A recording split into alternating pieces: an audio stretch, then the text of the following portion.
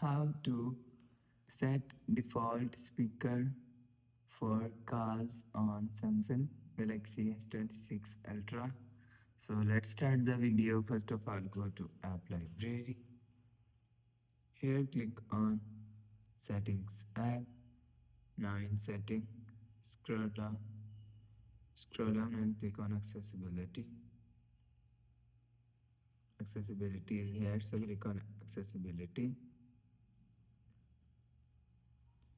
Scroll down and click on Interaction and Dexterity.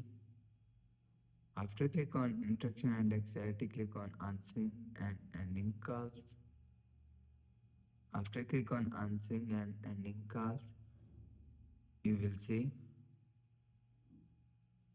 Answer using speaker is here.